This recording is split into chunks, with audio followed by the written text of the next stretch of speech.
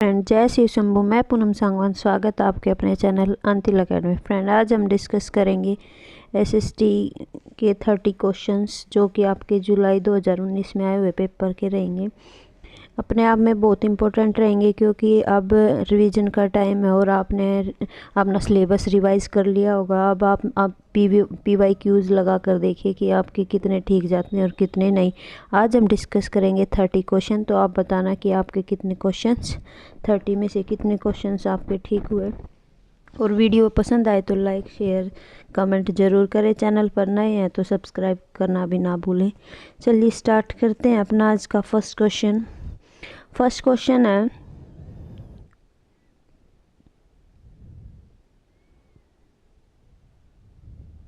Athenian लोकतंत्र की निम्नलिखित में से कौन सी विशेषता नहीं थी पूछा है। तो ऑप्शन पढ़िए क्या क्या दे रखे हैं हमें। फर्स्ट ऑप्शन दे रखा है 30 से अधिक उम्र के उन सभी पुरुषों महिलाओं को पूर्ण नागरिकता प्राप्त थी जो दास नहीं थे। सभी नागरिकों को सेना व नौसेना में अपनी सेवाएं देनी होती थी। मामलों के निर्णय के लिए आयोजित की गई सभाओं में सभी नागरिक उपस्थित होते थे। कई पदों पर नियुक्तियां लॉटरी के माध्यम से की जाती थी। तो जो ये हमारा एथेनियन लोकतंत्र था, ये हमारे कहाँ पर प्रचलित था? प्राचीन यूनान में। जो प्राचीन यूनान था वहाँ पर प्रचलित था, जो कि कहाँ आता है? आपके ग्रीक में आता है। तो वहाँ पर उसकी क्या विशेषता नहीं थी? उसकी विशेषता नहीं थी कि 30 से अधिक उम्र के उन सभी पुरुषों और महिलाओं को पूर्ण नागरिकता प्राप्त थी जो दास नहीं थे। ये इसके फीचर्स नहीं थी, बाकी सभी इसकी क्या थी? फीचर्स थी, विशेषताएं थी। नेक्स्ट क्वेश्चन देखिए, समुद्रगुप्त की निम्नलिखित में से कौन सी ऐसी नीति जो विशिष्ट रूप से दक्षिणापथ शासकों के लिए थी? ऑप्शंस में दे रखे हैं आपके। उनके साम्राज्य को उखाड़ फेंका गया और उन्हें समुद्रगुप्त के साम्राज्य में का अंग बनाया गया। उन्होंने समुद्रगुप्त की अधीनता स्वीकार की और अपने पुत्रियों का विवाह उससे किया। वे उपहार लाते थे, उसके आदेशों का पालन करते थे और उसके दरबार में उपस्थित होते थे। इन्होंने हार स्वीकार की व इन्हें पुनः शासन करने के लिए अनुमति दे दी गई। तो जो हमारे समुद्रगुप्त जो ये थे, ये गुप्त शासक थे। कौन से शासक थे? ये हमारे गुप्त शासक थे। और जो वीएन स्मिथ थे, इन्होंने इसको क्या भी बोला? भारत का नेपोलियन भी कहा। ये भी क्वेश्चन कई बार आ जाता है कि भारत का नेपोलियन किसे कहा जाता है? तो किसे कहा जाता है? समुद्रगुप्त को ही कहा जाता है। और ये कौन से शासक थे? गुप्त शासक थे। इन्होंने दूरदर्शी नीति अपनाते हुए जो दक्षिणापथ के शासक थे, जब उन्होंने हार स्वीकार कर ली तो इन्होंने दूरदर्शी नीति अपनाई और उन्हें पुनः शासन करने की क्या दे दी? वहाँ पर अनुमति दे दी। ऑप्शन 4 है वो आपका बिल्कुल ठीक है। नेक्स्ट क्वेश्चन देखिए, निम्नलिखित का मिलान कीजिए। मिलान करना है। इधर कला रूप दे रखे, इधर उनकी नामावली दे रखे है। तो किसी एक का भी अगर आपको आता है तो आप अच्छे से मैच कर सकते हो। जैसे आप इनमें से देखिए कि इनमें से आपको किस नामावली का पता है। तो तेल चित्रकला ये आपको पता होगी कि किससे बनाई जाती थी। ऐसी तस्वीरें बनाई जाती थी जो लगती थी कि जो असली जैसी तस्वीरें हैं। तो ये आप या तो इनमें से देख सकते हो, इधर से या इधर से। तो आप पढ़िए, फर्स्ट दे रखा है आपका, कला की वह तकनीक जो असली जैसी तस्वीरों को बनाने में सहायक थी। तो कौन सी थी? ये थी आपकी तेल चित्रकला। ये हो जाएगी फर्स्ट का 4th। तो आप देखिए फर्स्ट का 4th किस ऑप्शन में है? फर्स्ट का 4th फर्स्ट ऑप्शन में ही है, बाकी कहीं है नहीं है। ये भी गया, ये भी गया, ये भी गया। तो आपका आंसर आपको मिल गया कि इसका जो आंसर है वो क्या रहेगा? फर्स्ट रहेगा। अब बाकी मैच करके देख लो, ठीक जा रहे हैं या हमारे नहीं। बी का क्या हो जाएगा इसमें? फर्स्ट चित्रकारी जिसमें भारतीय भूदर्शकों को अनूठा अनछुआ दिखाया जाता है उसको क्या कहा जाता है? नयनाभिराम, ठीक है, ये उसका फर्स्ट हो जाएगा आपका। भारत में यूरोपियों की ऐश्वर्यपूर्ण जीवन शैली, धन संपदा और रोब दाब दर्शाती है चित्रकला, इसका क्या हो जाएगा सेकंड रूप चित्रण। ब्रिटिश साम्राज्यवादी इतिहास और विजय दृश्यों को चित्रित करने वाली कला क्या कहलाती है, इतिहास चित्रकला। तो अगर एक का भी आपको आता है तो आप अपना आंसर ढूंढ सकते हो इस तरीके से। नेक्स्ट क्वेश्चन देखिए, 18वीं शताब्दी के अंतिम चरण में मुंबई, मद्रास और बंगाल प्रेसिडेंसियों का विकास ईस्ट इंडिया कंपनी के किन व्यापारिक केंद्रों से हुआ। ये तो आपको पता ही होगा कि कौन से व्यापारिक केंद्र थे, वो 3 केंद्र थे आपके, सूरत, मद्रास और कलकत्ता। अगर यहाँ पर बात की जाए कि कई बार ऐसे भी पूछ लिया जाता है कि जो फर्स्ट ईस्ट इंडिया कंपनी थी वो कब स्थापित की गई, तो कब स्थापित की गई थी आपकी 1599 में की गई थी। और कहाँ पर स्थापित की गई थी, सूरत में स्थापित की गई थी। और उस समय में मुगल शासक थे हमारे कौन से, जहांगीर। कौन थे, जहांगीर। तो यहाँ से आपके कितने क्वेश्चन तैयार हो गए, 3 क्वेश्चन हो गए कि किसके शासनकाल में, जहांगीर के शासनकाल में 1599 में फर्स्ट इंडिया कंपनी स्थापित की गई। कहाँ पर स्थापित की गई, सूरत में। तो इस तरीके से आपके 3 क्वेश्चन यहाँ से बनकर तैयार हो गए। नेक्स्ट क्वेश्चन देखिए, ए और बी कथनों पर बौद्ध महायान के संदर्भ में विचार कीजिए और सही उत्तर का चयन कीजिए। ए ऑप्शन दे रखा आपको, बौद्ध धर्म के इस रूप में बुद्ध की उपस्थिति कुछ एक संकेतों का उपयोग करते हुए मूर्तियों में दिखाई गई। महायान बौद्ध के आने के साथ ही बौद्धिस्तों में विश्वास समाहित हुआ। तो ये आपको पता है कि जो बौद्ध धर्म था उसको 2 भागों में बांटा गया, एक थी हीनयान, एक थी महायान। हीनयान में क्या था कि उसके भक्ति पूजा पर ध्यान नहीं दिया जाता था, परंतु जो महायान था उसमें भक्ति पूजा और जो बौद्ध थे उनके स्वरूप को भी ध्यान में दिया गया, परंतु बौद्धिस्तों को भी पहले से ही ध्यान में दिया जा रहा था। तो ये कह रहे हैं कि बाद में हुआ, ये ऐसा नहीं है। तो ये भी गलत और ये भी गलत, आपके दोनों गलत। ऑप्शन नंबर जो 4 है वो आपका ठीक है कि दोनों गलत है, कोई भी सही नहीं है। नेक्स्ट क्वेश्चन देखिए,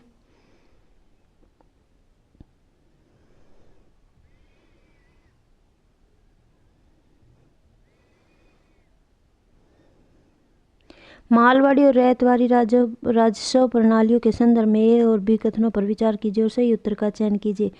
मालवाड़ी बंगाल प्रेसिडेंसी के उत्तर पश्चिमी भागों के लिए युक्ति थी, जबकि रैयतवाड़ी ब्रिटिश नियंत्रण वाले दक्षिणी इलाकों के लिए गई थी। बिल्कुल ठीक है। मालवाड़ी में गांव का मुखिया पूरे गांव के संकलित राजस्व को कंपनी को अदा करता था, जबकि रैयत में किसानों के लिए सीधा समझौता था। ये भी आपको पता होगा कि माहल उसका नाम ही इसलिए रखा गया था मालवाड़ी व्यवस्था की, जो गांव का मुखिया होगा वो सभी से कर इकट्ठा करेगा और किसको देगा, कंपनी को अदा करेगा। और जबकि रैयत में क्या था कि जो किसान थे जो खेती कर रहे थे अपने खेतों पर, सीधा उनसे समझौता किया जाएगा, सीधा कर उनसे इकट्ठा किया जाएगा। तो ये था, ये दोनों ठीक है आपके। तो आपका ऑप्शन क्या हो जाएगा, 3rd।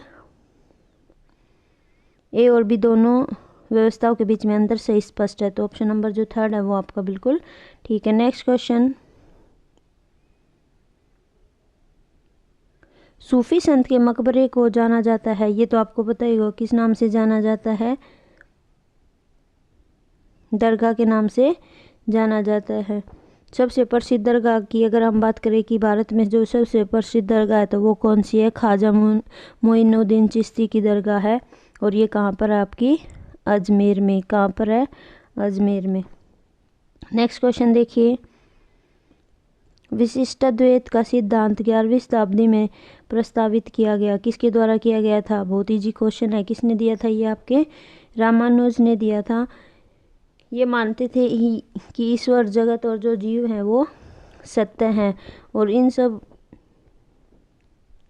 सब की प्राप्ति अगर हमें मोक्ष की प्राप्ति करनी है तो हम किसके, भक्ति के द्वारा कर सकते हैं। ये इन चीज़ों में विश्वास करते थे। इसका ऑप्शन हो जाएगा आपका रामानुज।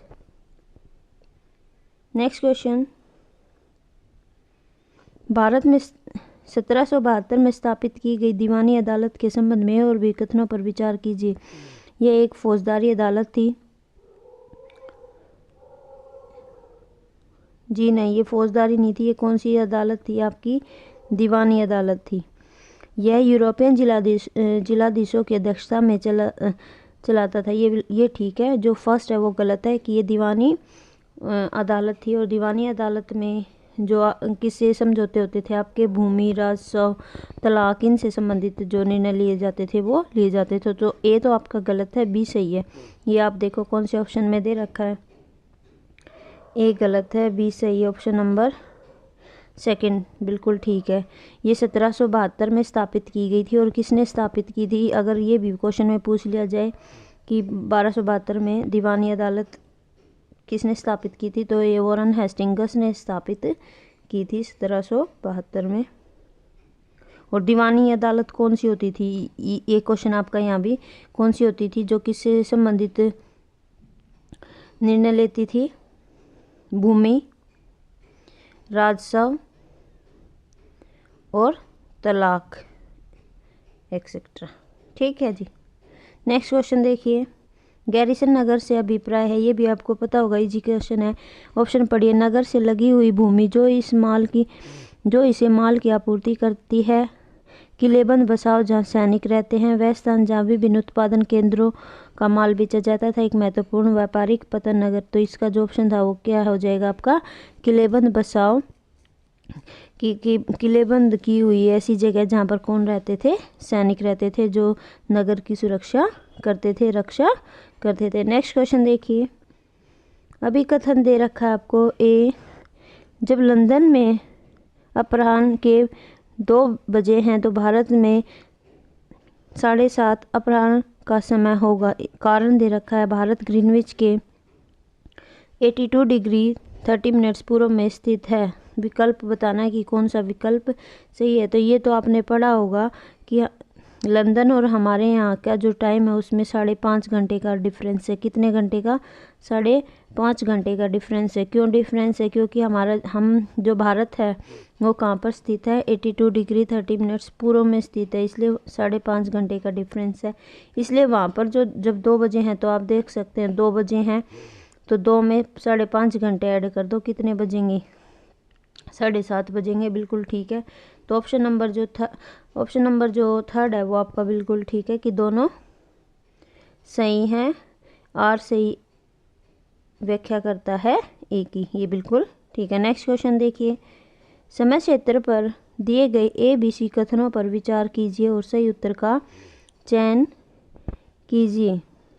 कुछ देशों का देशांतरीय विस्तार अधिक होता है जिसके कारण वहाँ एक से अधिक मानक समय अपनाए गए हैं। ये भी बिल्कुल ठीक है कि जैसे अगर वहाँ का देशांतरीय विस्तार अधिक है तो वहाँ पर जो मानक स्टैंडर्ड टाइम है वो 1 से ज़्यादा अपनाया जाता है। बिल्कुल ठीक है। पृथ्वी को एक घंटे वाले 24 मानक समय में बांटा गया है। ये भी बिल्कुल ठीक है। प्रत्येक समय क्षेत्र 15 डिग्री देशांतर तक के क्षेत्र को घेरता है। ये भी बिल्कुल ठीक है। जो तीनों ऑप्शन है वो आपके बिल्कुल ठीक है। ये किस ऑप्शन में दे रखा है? देखिए ऑप्शन 4 में दे रखा है। ए, बी, सी सभी ठीक है। ऑप्शन नंबर 4 है वो आपका बिल्कुल ठीक है। नेक्स्ट क्वेश्चन देखिए।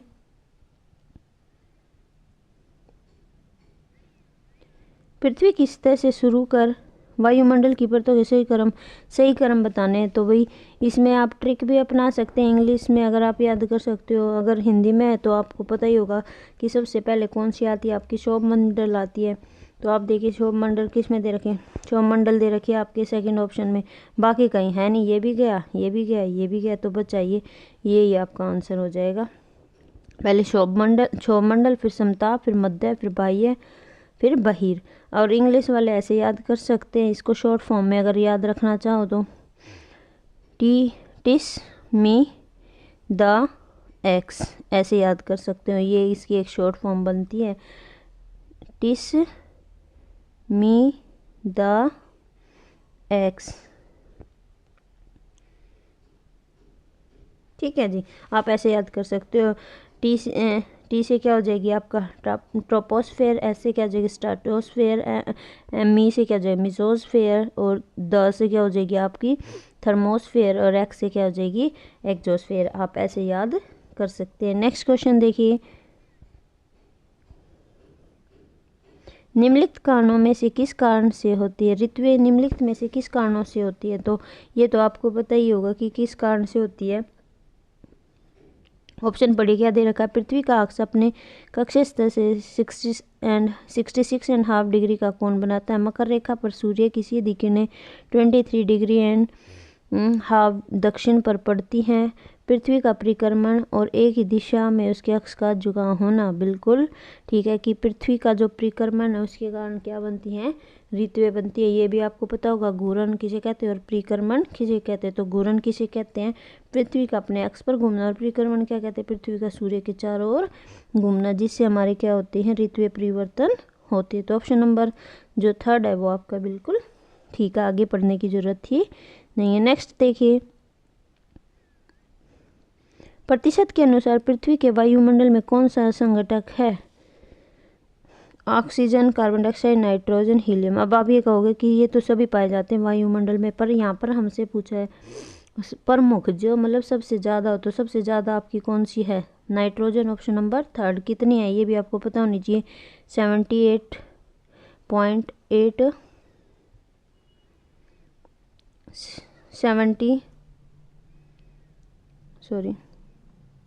कितनी है? 78.8%। ये आप याद रखना। नेक्स्ट क्वेश्चन देखिए, महासागरीय धाराओं के विषय में निम्नलिखित कथनों पर कौन सा सही है? ठंडी धाराएं ध्रुवीय और उच्च अक्षांशों से जल को उष्णकटिबंधीय अथवा निम्न अक्षांशों की ओर ले जाती है। बिल्कुल ठीक है। लेब्राडोर एक गर्म जल धारा, ये गलत है। जिस स्थान पर गर्म और ठंडी धाराएं मिलती है वह विश्व का सर्वोत्तम मत्स्य क्षेत्र होता है। कि हाँ, जहाँ पर ठंडी और गर्म दोनों धाराएं मिलती हैं वो मछली पकड़ने के लिए वो स्थान बेस्ट माना जाता है। ये भी बिल्कुल ठीक है। तो ए और सी ठीक है, बी गलत है। ये किस ऑप्शन में दे रखा है आपका? सेकेंड ऑप्शन में दे रखा है। ऑप्शन नंबर सेकेंड आपका बिल्कुल ठीक है। नेक्स्ट क्वेश्चन देखिए, हिमनद के निक्षेपण को क्या कहते हैं? हिमनद के निक्षेपण को क्या कहते हैं? हिमोड कहते हैं। बिल्कुल इजी क्वेश्चन, ऑप्शन नंबर जो सेकंड है वो आपका ठीक है। नेक्स्ट क्वेश्चन देखिए,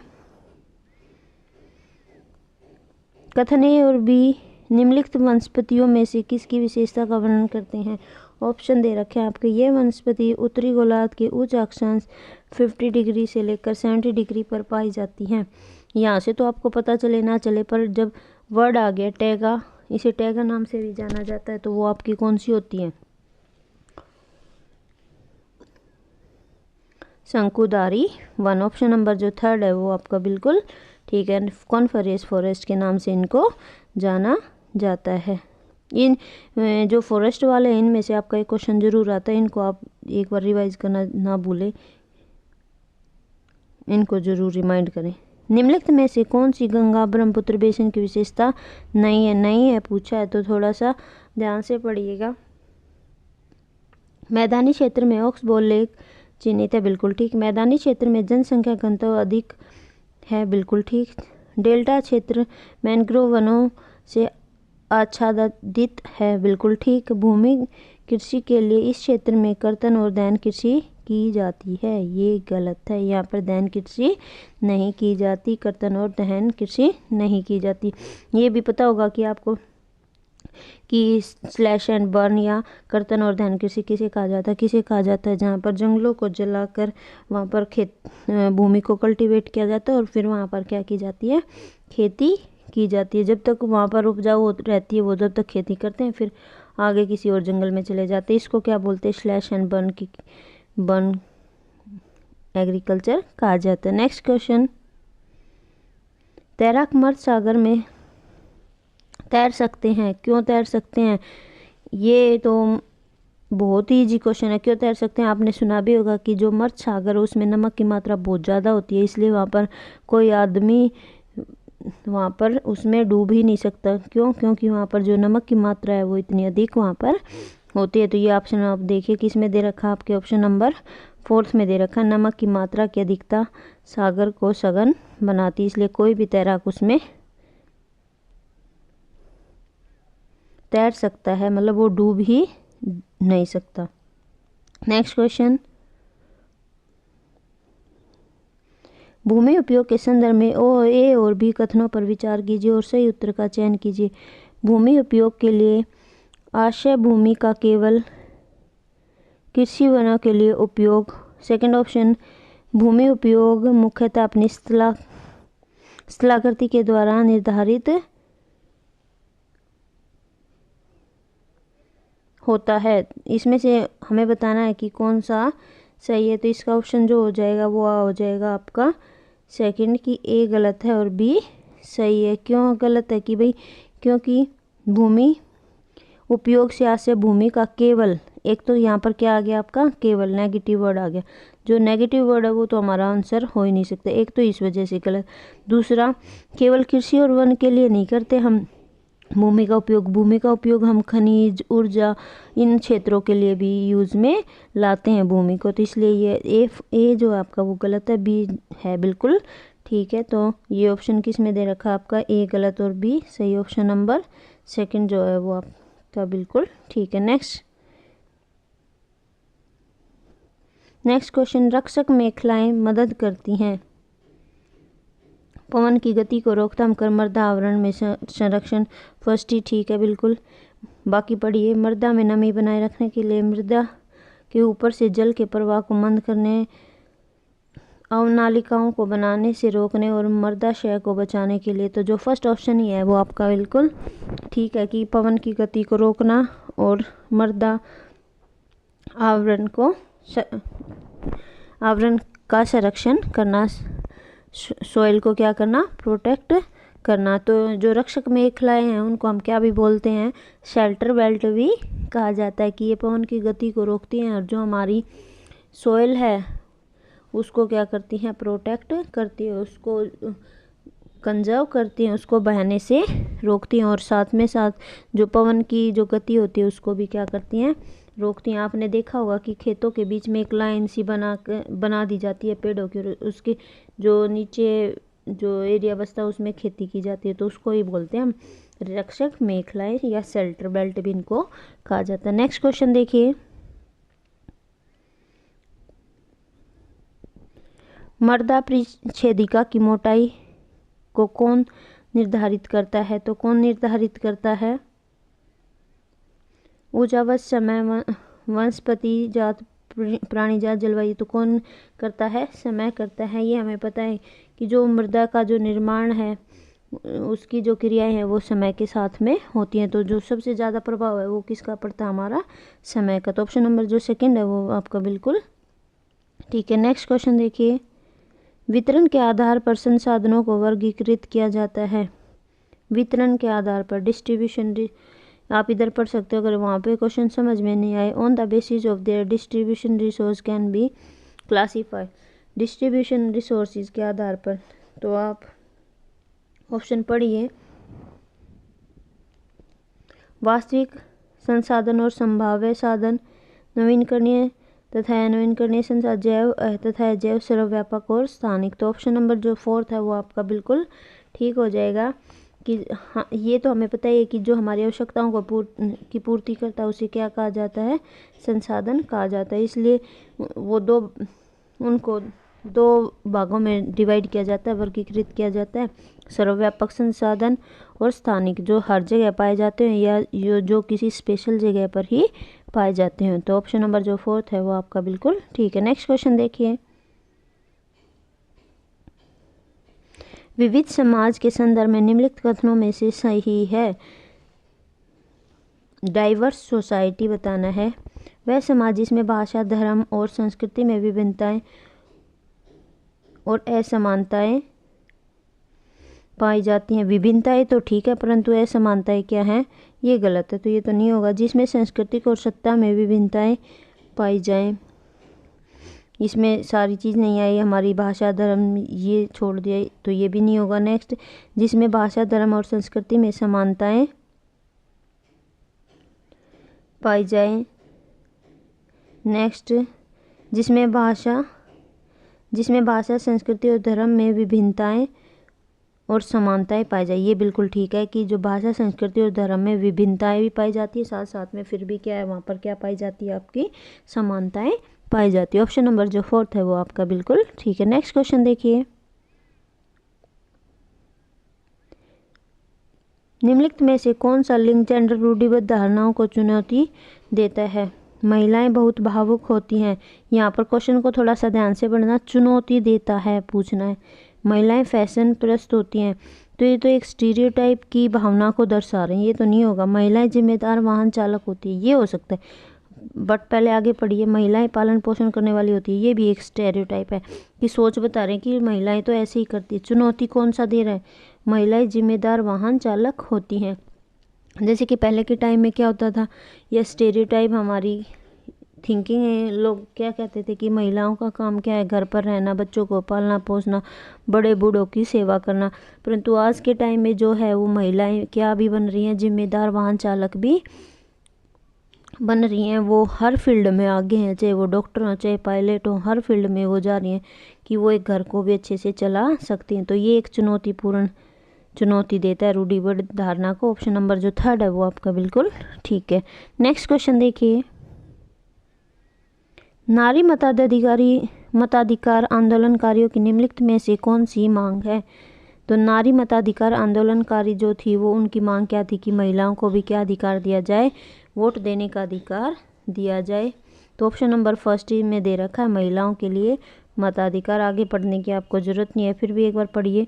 महिलाओं के लिए नौकरशाही भूमिका का अधिकार, धन महिलाओं के लिए आवश्यक, मताधिकार श्रम वर्ग के लिए आवश्यक। तो ऑप्शन नंबर जो फर्स्ट है आपका बिल्कुल ठीक है। नेक्स्ट क्वेश्चन देखिए,